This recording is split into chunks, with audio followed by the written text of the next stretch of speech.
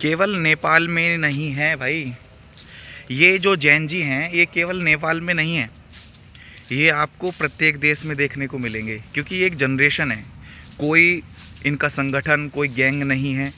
जैन जी हमारे भारत में भी हो सकते हैं, म्यांमार में, अमेरिका में, ब्रिटेन में, ब्राज़ील में, हर देश में हो सकते हैं। ये एक कोड है उस जनरेशन का जो अभी वर्तमान में है। जैसे अभी नेपाल में आप सभी ने देखा होगा किस तरह से उन्होंने वहाँ की सत्ता को उखाड़ करके फेंक दिया। और ये सभी नागरिकों का कर्तव्य भी है कि अगर कोई सरकार गलत काम कर रही है या लोगों के विरोध में काम कर रही है तो उनका दायित्व बन जाता है कि वो उसको वहाँ से उखाड़ करके फेंके और एक अच्छी नई सरकार बनाए। देखिए, मैं जनरेशन के बारे में बात करूँगा आपसे कि ये जो जनरेशन पैटर्न है कैसे बनता है और कैसे काम करता है, समझने का प्रयास कीजिए। 1928 से लेकर के 1947 तक हमारा भारत देश की जो एक जनरेशन थी जिसका नाम था साइलेंट जनरेशन, जिसको हम मौन पीढ़ी भी कह सकते हैं। मौन पीढ़ी का मतलब ये है कि जैसे कि हमारे देश के ऊपर अंग्रेज़ों ने शासन किया, हम उनके अधीन रहे, उनके नियम कानून के दायरे में चलते रहे। तो उस समय की जो जनता थी, उस समय के जो लोग थे, वो शारीरिक, मानसिक, सामाजिक रूप से प्रताड़ित थे, लेकिन अपनी हक के लिए, अपनी आवाज़ उठाने के लिए लड़ाई करते रहते थे। उसी समय में हमारे सरदार भगत सिंह जी को फांसी दी गई 1931 में। वो साइलेंट जनरेशन थी और उसमें कई तरह के लेखक हुए, कवि हुए, जिन्होंने आज़ादी के लिए बहुत सारे संघर्ष किए, जिसको हम साइलेंट जनरेशन कहते हैं। मौन रूप से कार्य करना, मतलब कि बिल्कुल सामने से ना आकर के चोरी छुपे या फिर मौन रह करके सत्ता के विरोध में काम करना, उसको हम बोलेंगे 1928 से लेकर के 1947 तक की जनरेशन को मौन पीढ़ी। जब हमारा देश आज़ाद हो गया 1947 में 15 अगस्त को, तो उसके बाद में एक जनरेशन आई जिसका नाम था बेबी बूमर। ये जो बेबी बूमर जनरेशन है, इसका मतलब होता है ऐसी जनरेशन जब पूरा का पूरा देश एक नई उमंग के साथ आगे बढ़ रहा हो, नई नई तकनीकें आ रही हों देश के अंदर, और उस समय जनसंख्या भी अधिक मात्रा में बढ़ रही थी। देखिए, लोग क्या थे बेबी बूमर में, जो लोग होते थे वो घर से बाहर जा कर के काम करना पसंद कर रहे थे, घर से बाहर जाके खेलते थे। आउटडोर गेम की वहाँ पर क्या नाम है, परिस्थितियाँ थी। घर से बाहर जाके लोग गेम खेलते थे, कुश्ती करते थे, कबड्डी करते थे। तो वे जो लोग थे लिखने की कला में पारंगत थे। संगीत का युग भी कहते हैं बेबी बूमर को, संगीत का युग।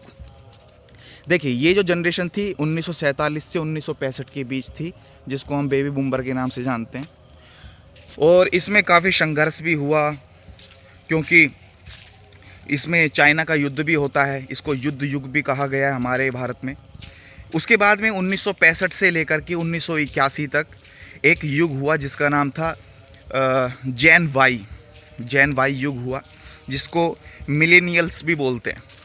इसमें क्या हुआ, इसमें धीरे धीरे इंटरनेट आ गया, और इंटरनेट जब आया तो साथ साथ में ट्विटर भी आया, और लोगों को मतलब कि सोचने समझने की शक्ति प्रदान हुई, और उन्होंने सोशल मीडिया के माध्यम से, इसको टेलीविज़न युग भी कहते हैं, जो 1965 से लेकर के 1981 के बीच का ये युग है भारत का, उसको हम क्या बोलते हैं, जैन वाई, टेलीविज़न युग बोलते हैं इसको। साथ साथ में इसको रेडियो युग भी कहते हैं, क्योंकि उस समय समाचार का माध्यम केवल रेडियो हुआ करता था, दूरभाष का जो माध्यम था वो टेलीविज़न। इस तरह के जो युग थे, मतलब धीरे धीरे जनता उसमें सीख रही थी। और जो उसके बाद में क्या होता है, फिर 1981 से लेकर के 1997 तक एक जनरेशन आती है जिसका नाम था एक्स जनरेशन, जिसको हम बोलते हैं जेन एक्स। उसमें क्या हुआ, उसमें धीरे धीरे यूट्यूब आने लगे, मतलब कि अनेक प्लेटफॉर्म्स आने लगे, टेलीग्राम चैनल आने लगे, सोशल मीडिया का दबदबा होने लगा, और अनेक प्रकार के जो मतलब कि युवा थे, संगीत का युग भी कह सकते हैं उसको, और इसको हम गैंगस्टर युग भी कह सकते हैं, क्योंकि 90 के दशक में आप सब देख सकते होंगे बहुत सारे जो मतलब कि लोग थे जनरेशन में, वो गैंगस्टर बन रहे थे लोग, और उनसे प्रेरित हो रहे थे। मुंबई में अंडरवर्ल्ड को आप देख सकते हैं, तो वो भी 1981 से 1997 के बीच में ही सब लगभग गैंगस्टर हुए भारत देश के अंदर। तो इसको हम कैटेगरी में रख सकते हैं जेन एक्स की, जनरेशन एक्स।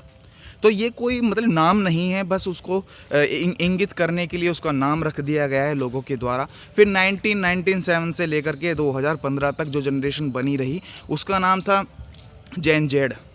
तो जेन जेड वही जो नेपाल में जैसे कि अभी बहुत सारे लोगों ने संघर्ष किया सरकार को गिराने के लिए, उसी तरह से भारत में भी है। और ये 18-18 साल के हिसाब से बांट दी गई है, 18-18 साल के हिसाब से इसको बांटा गया है, क्योंकि 18 साल में टीनेजर होते हैं बच्चे, और उसी में वो जो मंशा रखते हैं, मानसिक परिस्थिति में जो ढलते हैं, उसी का नाम जनरेशन रख दिया जाता है।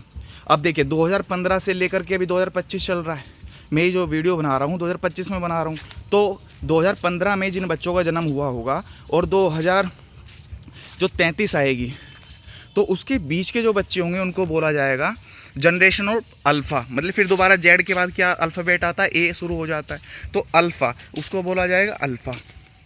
तो अल्फ़ा में कैसे बचेंगे, इसको रोबोटिक युग कहा जाता है, जिसमें अभी हम वर्तमान में हैं, इसको हम क्या कहेंगे, रोबोटिक युग। इसमें एआई का प्रयोग किया जाएगा, अलेक्सा का प्रयोग किया जाएगा, और अब देखना कितना, इसको मशीनीकरण युग भी कहा जाएगा।